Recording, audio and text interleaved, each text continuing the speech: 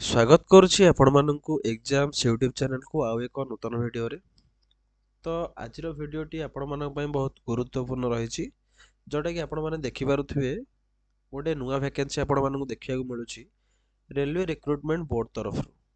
ଠିକ୍ ଅଛି, ତ ମିନିଷ୍ଟ୍ରି ଅଫ୍ ରେଲୱେଜ୍ ତରଫରୁ ଗୋଟେ ନୋଟିଫିକେସନ୍ଟି ଆସିଛି, ଯେଉଁଟାକି ଆପଣମାନଙ୍କର କ'ଣ ରହିଛି ନୋଟିଫିକେସନ୍ଟି ତାର ଡିଟେଲ୍ସ ଆମେ ଆନାଲିସିସ୍ କରିବା ଏବଂ ଭିଡ଼ିଓରେ ଆଗକୁ ଆପଣମାନଙ୍କୁ ମୁଁ ଜଣେଇବି। ଠିକ୍ ଅଛି, ତ ଭିଡ଼ିଓଟି ଆରମ୍ଭ କରିବା ଆଗରୁ ଆପଣମାନଙ୍କୁ କହିଦେଉଛି ଯେ ଆପଣମାନେ ଚ୍ୟାନେଲଟିକୁ ସବସ୍କ୍ରାଇବ୍ ନିହାତି କରନ୍ତୁ, କାରଣ ଏଇଭଳିଆ ନୂଆ ନୂଆ ଅପଡ଼େଟ୍ ଯାହା ବି ଆସିଲା ମୁଁ ଆପଣମାନଙ୍କୁ ସେଇଟା ଭିଡ଼ିଓ ମାଧ୍ୟମରେ ଜଣେଇ ପାରିବି। ଆଉ ସବସ୍କ୍ରାଇବ୍ କରିକି ବେଲ୍ ଆଇକନ୍ଟିକୁ ପ୍ରେସ୍ କରିଦିଅନ୍ତୁ, ଯାହାଫଳରେ କି ମୁଁ ଯେଉଁ ଭିଡ଼ିଓ ନୂଆ ଅପଲୋଡ଼ କରିବି ସେଇଟା ଆପଣମାନଙ୍କ ପାଖରେ ଯାଇକି ପହଞ୍ଚିଯିବ। ଠିକ୍ ଅଛି, ତ ଭିଡ଼ିଓଟି ଆରମ୍ଭ କରିଦେବା ଡେରି ନ କରିକି ଚାଲନ୍ତୁ ଦେଖିବା କ'ଣ ରହିଛି ନୋଟିଫିକେସନ୍ଟି। ତ ଯେମିତିକି ଆପଣ ଦେଖିପାରୁଥିବେ ଏଇଟା କ'ଣ ଅଛି ନା ମିନିଷ୍ଟ୍ରି ଅଫ୍ ରେଲୱେ ତରଫରୁ ଆସିଛି, ଯେଉଁଟାକି ରେଲୱେ ରିକ୍ରୁଟମେଣ୍ଟ ବୋର୍ଡ଼ର ଗୋଟେ ଏକ୍ଜାମ୍ ରହିଛି। ଠିକ୍ ଅଛି, କେଉଁଟାର ନା ରେଲୱେ ରିକ୍ରୁଟମେଣ୍ଟ ବୋର୍ଡ଼ରୁ ଏକ୍ଜାମ୍ଟି ଆସିଛି। ତ ଚାଲନ୍ତୁ ଦେଖିବା କ'ଣ ରହିଛି। Recruitment of assistant loco pilot. ତ ରିକ୍ରୁଟମେଣ୍ଟଟି କ'ଣ ରହିଛି ନା ଯେଉଁ ଆସିଷ୍ଟାଣ୍ଟ ଲୋକୋ ପାଇଲଟ ଅଛି ଆପଣଙ୍କର ALP ଆସିଷ୍ଟାଣ୍ଟ ଲୋକୋ ପାଇଲଟ ଯେଉଁ ଅଛନ୍ତି, ଏଠି ଦେଖିପାରୁଥିବେ ଆପଣ ପିକ୍ଚରରେ ଲୋକୋ ପାଇଲଟ ମାନେ ଟ୍ରେନଟିକୁ ଚଳାଉଛନ୍ତି। ତ ତା ଉପରେ ଆପଣଙ୍କ ରିକ୍ରୁଟମେଣ୍ଟଟି ଦେଖିବାକୁ ମିଳୁଛି। ଠିକ୍ ଅଛି, ତ କ'ଣ ରହିଛି ଚାଲନ୍ତୁ ଦେଖିଦେବା ଡିଟେଲ୍ସ ଆମେ। ଯେମିତି ଆପଣ ଦେଖିପାରୁଥିବେ ଏଠି centralised employment notice CEN number 01/2026 recruitment of assistant loco pilot ALP। ଠିକ୍ ଅଛି, ତ ଏହାର ଷ୍ଟାର୍ଟିଂ ଡେଟ୍ କେବେ ରହୁଛି, ଆପ୍ଲାଏ କରିବାର ଡେଟ୍ଟି ଆରମ୍ଭ କେବେ ହୋଇଛି ନା date of invitation notice in employment news, ଯେଉଁଟାକି ଆପଣଙ୍କୁ ନୋଟିଫିକେସନ୍ଟି ଦେଖିବାକୁ ମିଳିଥିଲା କେବେ ଆସିବ ବୋଲି ନା 21 ମାର୍ଚ୍ଚରେ। ଠିକ୍ ଅଛି, ନୋଟିଫିକେସନ୍ଟି ଆପଣଙ୍କୁ ଦେଖାଯାଇଥିଲା 21 ମାର୍ଚ୍ଚରେ। ତ ତାର ଡେଟ୍ଟି ଆପ୍ଲାଏ ହୋଇଯାଇଛି, କେବେଠୁ ଆପଣ ଆପ୍ଲାଏ କରିପାରିବେ, date opening date and time of online application submission ରହିଛି 15/5/2026। ମାନେ ଏଇ ଯେଉଁ 15 ତାରିଖ ଗଲା, 15 ତାରିଖ ଠାରୁ ଆପଣଙ୍କର ଆପ୍ଲାଏ ଆରମ୍ଭ ହୋଇସାରିଛି ଏବଂ ଏଇଟା ଆପ୍ଲାଏର କ୍ଲୋଜିଂ ଡେଟ୍ କେବେ ରହିଛି ନା 14/6/2026। ମାନେ ଏଇ ମାସ 15 ତାରିଖ, ମେ ମାସ 15 ତାରିଖରୁ ଆରମ୍ଭ ହୋଇ ଜୁନ୍ ମାସ 14 ତାରିଖ ପର୍ଯ୍ୟନ୍ତ ଆପଣ ଏହାକୁ ଆପ୍ଲାଏ କରିପାରିବେ। ଠିକ୍ ଅଛି, ତାପରେ last date of application fee ଯେଉଁ ପେମେଣ୍ଟ କରିବେ ତାର ଲାଷ୍ଟ ଡେଟ୍ କେବେ ରହିଛି ନା 16/6/2026। 16 ତାରିଖ ଯାଏଁ ଆପଣମାନଙ୍କୁ ଆପ୍ଲିକେସନ୍ ଫି ପେମେଣ୍ଟ କରିବାର ଟାଇମ୍ଟା ବା ଡେଟ୍ଟା ମେନସନ୍ କରାଯାଇଛି। ଠିକ୍ ଅଛି, ତ ତାପରେ ପୋଷ୍ଟ ମାଧ୍ୟମରେ କିଛି ଗୋଟେ ଆପଣଙ୍କୁ ମୁଁ କହିଦେଉଛି ଏଠି, ଯେଉଁଟାକି ଅଛି ଆସିଷ୍ଟାଣ୍ଟ ଲୋକୋ ପାଇଲଟର ପେ ଲେବୁଲ୍ ହେଉଛି 7th CPC। 7th pay commission ଯେଉଁ ଅଛି ଲେବୁଲ୍ 2ର, ତା ଆପଣମାନଙ୍କୁ ଦେଖିବାକୁ ମିଳିବ ସାଲାରୀ। ଠିକ୍ ଅଛି, ଯେଉଁଟା ରହିଛି 19,900। ଏଇଟା ଷ୍ଟାର୍ଟିଂ ସାଲାରୀ, ତା ବାଦ ଆପଣଙ୍କ ଆଲାଉନ୍ସେସ୍ ସବୁ ଆଡ଼୍ ହେବ, ଆଡ଼୍ ହେଇକି ଏଥିରେ ଗୋଟେ ଭଲ ଗ୍ରୋଥ୍ ଆପଣଙ୍କୁ ଦେଖିବାକୁ ମିଳିବ। ଠିକ୍ ଅଛି, ତ ଏହା ପାଇଁ ଗୋଟେ ମେଡ଼ିକାଲ ଷ୍ଟାଣ୍ଡାର୍ଡ଼ ମଧ୍ୟ ରହୁଛି, ଯେଉଁଟାକି A1 ଷ୍ଟାଣ୍ଡାର୍ଡ଼ର ମେଡ଼ିକାଲ ଟେଷ୍ଟ ଆପଣଙ୍କର ହେବ। ଆଉ ଏହାର ଏଜ୍ ଲିମିଟ୍ଟି ଆପଣଙ୍କର ରହୁଛି 18ରୁ 30 ବର୍ଷ। ଠିକ୍ ଅଛି, ଆପଣଙ୍କ ଏଜ୍ଟା 18 ବର୍ଷ ଯେଉଁମାନଙ୍କୁ ହେଇଯାଇଛି ସେମାନଙ୍କର, ଆଉ ଏବଂ 30 ବର୍ଷ ଯେଉଁମାନଙ୍କୁ ହେଇଗଲାଣି, ତ 18ରୁ 30 ବର୍ଷ ଭିତରେ ଆପଣମାନଙ୍କର ଏଜ୍ ଥିଲେ ଆପଣ ଆପ୍ଲାଏ କରିପାରିବେ ଏଇ ପୋଷ୍ଟଟିକୁ। ଠିକ୍ ଅଛି, ତ ଟୋଟାଲ୍ ଭ୍ୟାକେନ୍ସି କେତେ ଆସିଛି ନା 11,127 ଗୋଟି ପଦବୀ ଆପଣଙ୍କୁ ଦେଖିବାକୁ ମିଳୁଛି। ଠିକ୍ ଅଛି, 11,127ଟି ଭ୍ୟାକେନ୍ସି ଆପଣଙ୍କୁ ଦେଖିବାକୁ ମିଳୁଛି। ତାପରେ ଯେଉଁଟା ରହିଛି ଆପଣଙ୍କର କ'ଣ ରହିଛି ଇମ୍ପୋର୍ଟାଣ୍ଟ ଇନଷ୍ଟ୍ରକ୍ସନରେ କହିଲା, ଏଇଟା ତ ଦରକାର ନାହିଁ, ଏଇଟା ତ ଆପଣ ଜାଣିଥିବେ ଅନଲାଇନ୍ ମୋଡ଼୍ରେ ଏହାର ଫର୍ମ ଫିଲ୍ଅପ୍ ହେବ। ଅନଲାଇନ୍ ମୋଡ଼୍ରେ ଆପଣ ୟାକୁ ଫର୍ମଟିକୁ ଭର୍ତ୍ତି କରିବେ ଏବଂ ଯେଉଁଟା ରହିଛି ଏଜୁକେସନାଲ୍ କ୍ୱାଲିଫିକେସନ୍ ଏଗୁଡ଼ା ଆପଣମାନଙ୍କୁ ଆଗକୁ ମୁଁ ଦେଖେଇବି। ଠିକ୍ ଅଛି, ଏଜ୍ ଲିମିଟ୍ ତ କହିଲି। ତାପରେ ସିଲେକ୍ସନ୍ ଯେଉଁ ରହିଛି ଆପଣଙ୍କର, ସେ ସିଲେକ୍ସନ୍ ପ୍ରୋସେସ୍ରେ ରହିଛି ଗୋଟେ ଆପଣଙ୍କୁ କହିଦେଉଛି। Candidates can choose only the RRB and indicate their preference for railway zone notified under the chosen RRB zone। ଯେଉଁ ଜୋନ୍ ଆପଣଙ୍କୁ ଦେଇଛି ମେନସନ୍ ହେଇଛି ସେଇ ଜୋନ୍ରେ ଆପଣ ଆପ୍ଲାଏ କରିବେ ବୋଲି ଏଇଟା ଆପଣଙ୍କୁ କହିଛି। ଠିକ୍ ଅଛି, ଯଦି ଆପଣଙ୍କର କିଛି ଆଗରୁ ଆକାଉଣ୍ଟ କରିଥିଲେ, ଆଗରୁ ଆପଣ ଯଦି ALP କିମ୍ବା ରେଲୱେର କିଛି ପୋଷ୍ଟ ଯେଉଁଟାକି ଆପ୍ଲାଏ କରିଥିଲେ, ତ ଆପଣଙ୍କ ଆକାଉଣ୍ଟ ତ ଥିବ, କ୍ରିଏଟ୍ ହେଇଯାଇଥିବ।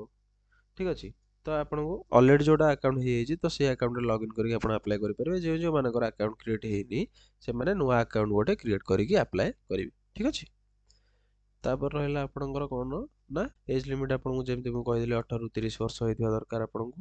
तापर रिलैक्सेशन जो एज रोचे से जमी रोचे सब गवर्नमेंट एग्जाम से भाई SC ST कैंडिडेट मान 5 वर्ष रिलैक्सेशन रोचे OBC कैंडिडेट मान 3 वर्ष रोचे सेमती एक्स सर्विस मैन तापर OBC UR EWS तो एम समस्त रिलैक्सेशन एज रिलैक्सेशन आप देखने आ गोटे कथा मु गोटे मोर टेलीग्राम चैनल खोली से टेलीग्राम चैनल लिंक टाक आपको प्रोवाइड करदेवी डिस्क्रिप्शन में तो आपड़ से क्लिक कलापर ये भिडर जो भिडटी मुझे अपलोड कर तार PDF टा आपड़ से पाइबे ठीक अच्छे तो ये चलते देखा तो आप जो अप्लाई करेंगे किसी गोटे एग्जामिनेशन फी आपको देवाक पड़ो जोटा कि रही आप 500 टंका कौ मान ना जनरल पिला OBC पिला ठीक अच्छे तो एम आपको 500 टंका जोटा कि आपण मानक रिफंडेबल रही 400 टंका आपको रिफंड होदी आपण मैंने एग्जाम अटेंड करुँच ठीक अच्छे आप जो एग्जाम अटेंड करेंगे ताहले आपको 400 टंका रिफंड हो 100 टंका आपंकर कटो ठीक अच्छे आउ बाकी जो मैंने रहे SC ST ex serviceman female transgender minorities तापर जो मैंने EBC रहे इकोनॉमिकल बैकवर्ड क्लासेस जोड़ा रहा से गुड़ाक रोचे 250 टंका ठीक अच्छे टोटाल आपंकर 250 टंका आपंकर लगे जोटा कि आपको रिफंड मिल जाए टोटाल फुल अमाउंट 250 अमाउंट आपको रिफंड हो ठीक अच्छे तापरे मोड ऑफ पेमेंट तो आपण मानकर ऑनलाइन पेमेंट करेंगे UPI पेमेंट करेंगे कि चालान काटिपारे ई चालान काटिपारे ठीक अच्छे तो एगुड़ा तो रहा मोड ऑफ पेमेंट रहा देखिए रिक्रुटमेंट प्रोसेस आपंकर कौन रही ठीक अच्छे रिक्रुटमेंट प्रोसेस आपंकर यहाँ ऑनलाइन बेसिक आपंकर एग्जामिनेशन हम ठीक अच्छे तो ऑनलाइन रे जो एग्जाम हम आपको फास्ट स्टेज रे देखा मिले CBT 1 कंप्यूटर बेस्ड टेस्ट 1 आपको देखा मिले सेकेंड स्टेज रे आप CBT 2 अप्लाई करेंगे सॉरी CBT 2 एलिजिबल हे जो मैंने CBT 1 रे क्वालिफाई करेंगे तापर आप गोटे कंप्यूटर बेस्ड एप्टीट्यूड टेस्ट देखा मिले CBAT ठीक अच्छे तापर आप डॉक्यूमेंट वेरिफिकेशन रहा मेडिकल एग्जामिनेशन हम तो युड़ाक सब एत सब प्रोसेस को आप क्लीयर करेंगे आपण मैंने जॉब टी पाइबे ठीक अच्छे फास्ट स्टेज रे आप CBT 1 सेकेंड स्टेज रे CBT 2 थर्ड स्टेज रे आप रोचे CBAT computer based aptitude test तापर रोचे डॉक्यूमेंट वेरिफिकेशन तापर रोचे आप मेडिकल एग्जामिनेशन ठीक अच्छे तब जो आप फास्ट स्टेज रहा CBT 1 टा आपंकर क्वालिफाइंग नेचर रहा माने कम्प्लीटली आपको मेरिट रे जो फाइनल मेरिट हम से यार कैलकुलेट कर मार्क केवल आप CBT 1 टा CBT 2 देवाई जे जो मैंने देवे CBT 2 से एलिजिबल हाँपाई टेस्टा दि जाए CBT 1 क्लिक कले आप CBT 2 रे एग्जाम दे पारे ठीक अच्छे तापर से कौन कहला ना सिलेबस रोचे यार कौन रोचे ना ड्यूरेशन आप जो टेस्ट देवे तार 60 मिनिट ड्यूरेशन CBT 1 टा आप माने गोटे घंटार टेस्ट जोटा कि 75 नंबर्स ऑफ क्वेश्चन हो 75 75 क्वेश्चन को आपको 60 मिनिट टाइम दि जाए तापर जोटा कि 75 क्वेश्चन रही सब क्वेश्चन गोटे मार्क लेखाएं क्यारी कर 75 क्वेश्चन को 75 मार्क्स ठीक अच्छे सॉरी तापर आपंकर ये गोटे नेगेटिव मार्किंग देखा मिले जोटा कि 1/3 मार्क्स नेगेटिव मार्किंग देखा मिले माने आप 3टा जदि भूल करूँ एक मार्क रिडक्ट एक्सट्रा हो ठीक अच्छे तो मिनिमम क्वालिफाइंग रहा 40% तो ये किसी ना आप मेरिट नॉर्मलाइजेशन प्रोसेस रे हम तापर आम देखिए या सिलेबस कौन रोचे CBT 1 आप फास्ट आप मैथमेटिक्स देखा मिले मेंटल एबिलिटी देखा मिले जनरल साइंस देखा मिले जोटा GS पेपर रोचे तो मैथमेटिक्स जोड़ा जोड़ा आसटी number system BODMAS decimal fraction LCM HCF ratio proportion आसला परसेंटेज आसला मेंसुरेशन आसला जो जोड़ा आपंकर कॉम्पिटिटिव एग्जाम आसुड़ा मैथमेटिक्स देखा आपको मिल जाए तापर मेंटल एबिलिटी जोड़ा रहा आप रीजनिंग पार्टा रहा सिलक्स रहा पैराजाम्पल रहा वेन डायग्राम रहा DI रहा डाटा सफिशिएंसी रहा तो युड़ा आपको मेंटल एबिलिटी टेस्ट रे आपंकर क्वेश्चन रे आसो सब तापर जो रहा आपंकर GS पार्टा से भी आपंकर जो जो कॉम्पिटिटिव एग्जामिनेशन जमी रोज फिजिक्स रहा केमिस्ट्री रहा लाइफ साइंस रहा 10th स्टैंडर्ड सब एडा सब आपको कवर करा पड़ो ठीक अच्छे तो ये थी CBT 1 ठीक अच्छे ये थी CBT 1 आप CBT 1 क्लीयर करदे आपको CBT 2 देवाक पड़ो जोटा कि रही सेकेंड स्टेज CBT ठीक अच्छे तो सेटा कौन हम ना जो आपणकर रहा CBT 1 ताको आप क्लीयर कर पैटर्न कौन रोचे ना यहाँ दुटा स्टेज एग्जाम हम गोटे हूँ पार्ट ए आ गए हूँ पार्ट बी ठीक अच्छे टोटाल आपको 2 घंटा 30 मिनिट समय मिले जोटा कि पार्ट ए पार्ट बी दुईटी पार्ट आप एग्जाम हम तापर टोटाल क्वेश्चन रोचे आप 175 टा जोटा कि आपंकर 170 मार्क्स କ୍ୟାରି କରୁଛି ଠିକ୍ ଅଛି। फास्ट पार्ट ए रे आपको 90 मिनिट समय दिया 100 क्वेश्चन देखा मिले। सेकेंड पार्ट बी रे आपको 60 मिनिट समय दिया 75 क्वेश्चन देखा मिले 75टा ठीक अच्छे। सी भी सेमती नेगेटिव मार्किंग रोचे 3टा भूल कले आपंकर 1 मार्क एक्सट्रा डिडक्ट हम ठीक अच्छे। यहाँ नॉर्मलाइजेशन प्रोसेस रे सिलेक्शन हम।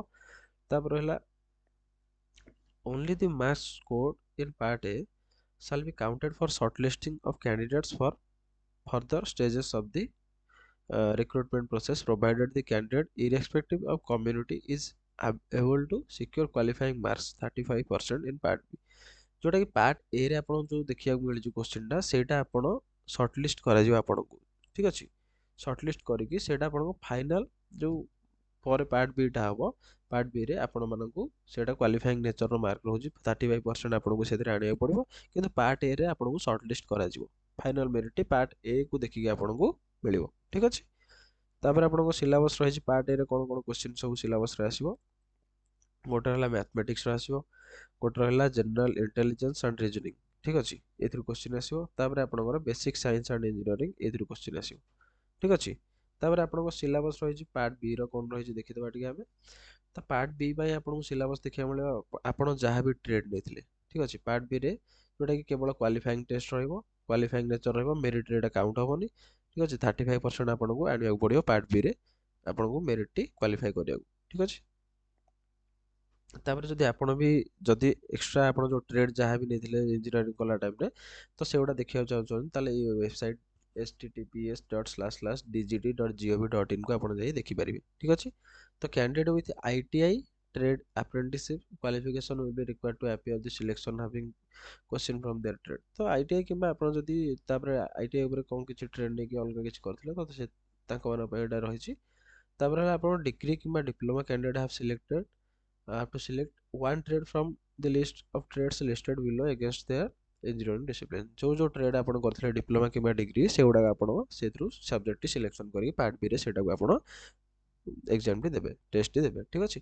तो एठी मेंशन करा हेछि जो मानकर रहिछि electrical engineering and combination of various streams electrical engineering रो से माने को ऊपर देई परिबे टेस्ट टी को सेटा रहिछि आपण electrician instrumental mechanic wireman armature and coil in winder. तो ए कॉइल विंडर एउडा सब रहला जो एउडा ऊपर आपण देई परिबे एटा आपण क्लियर हो जिवे देखि देबे भल से पीडीएफ मो टेलीग्राम में शेयर कर देबी ठीक अछि। तो आपनकर कोन ट्रेड थिला ता अनुसार आपण एटा अप्लाई करिवे ठीक अछि। तापर जो पर स्टेज रहउजी सीबीएटी जोटा कंप्यूटर बेस्ड एप्टीट्यूड टेस्ट सेटा को आपण माने जदि सीबीडी 2 रे सिलेक्शन हेले तो सेटा को आपण को दवा पड़िबो ठीक अछि। सेटा कोन रहिछि ना candidate equal to 8 times the number of LB vacancy for each notified commuter category UR category OBC category EWS category एथिरे जेतरा जेतरा आपन वैकेंसी देखिया मिलुची तार 8 टाइम्स आपन को सिलेक्शन करा जिवो सीबीएटी टेस्ट रे ठीक अछि। तो ये रहले सिलेक्शन प्रोसीजर सीबीएटी रो। तापर आपनकर डॉक्यूमेंट वेरिफिकेशन हो डॉक्यूमेंट वेरिफिकेशन आपन डॉक्यूमेंट गुडा सब वेरीफाई करे पड़िबो। तापर आपनकर गोटे टेस्ट हो मेडिकल टेस्ट ठीक अछि। तो मेडिकल टेस्ट को आपन जदि क्लियर कर देबे तापर आपनकर जॉब हे जो ठीक अछि। तो कैंडिडेट माने जाईकी एटा को ऑनलाइन अप्लाई करि परिबे ठीक अछि।